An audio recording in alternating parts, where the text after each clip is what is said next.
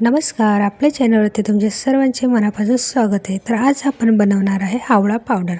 आवळा पावडर बनवण्यासाठी आपण आवळे घेतले, आवळे स्वच्छ धुवून आणि पुसून घेतले। सर्व आवळे आपल्याला आता खिसून घ्यायचे आहेत। सर्व आवळे बारीक असे खिसून घ्यायचे आहेत। एक एक करत सर्व आवळे आपण खिसून घेणार आहेत। सर्व आवळे खिसून घेतलेले आहेत।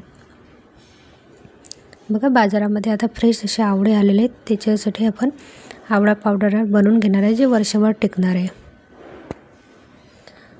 आता आवळे आपले खिसून झालेले आहेत। सर्व आवळे जे खिसून झालेले आहेत ते आपल्याला वाळू घालून घ्यायचे आहेत। आता एक कापड टाकून मी सर्व जे खिसलेले आवळे आहेत ते पूर्ण कापडावरती पसरून घेणार आहे। 1 ते 2 दिवस आपल्याला सुकायला लागतात।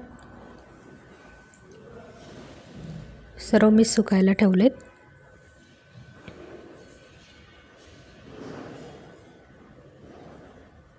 बघा, 2 दिवस झाले आणि आवळा जे आपण खिसलेला आवळा आहे तो चांगला आपला सुकलेला आहे। आता आपण याची पावडर करून घेणार आहे। त्याच्यासाठी एका मिक्सरच्या भांड्यामध्ये आपण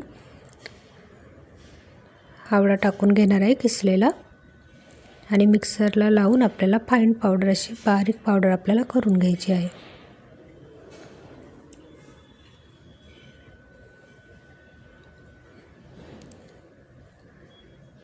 हे बघा, बारीकशी अशी पावडर आपली तयार झालेली आहे। मिक्सरला चांगला आवळा सुकल्यामुळे बारीकशी पावडर आपली झालेली आहे।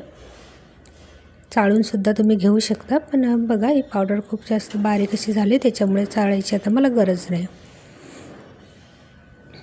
ही मागच्या वर्षीची आवळा पावडर आहे। ही बघा,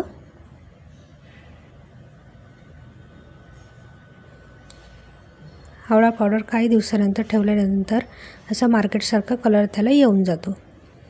हे बघा, दोन्ही आवळा पावडर आता वर्षभर टिकणारे असे आवळा पावडर आपल्याला तयार करून घ्यायची आहे। केसांसाठी खूप उपयुक्त आहे। अशा पद्धतीने तुम्ही आवळा पावडर घरीच बनवू शकता, आणि एका भरणीमध्ये आपल्याला पॅक करून ठेवून द्यायचे आहे। भरणीमध्ये आपण सर्व टाकून घेणार आणि पॅक करून ठेवणार।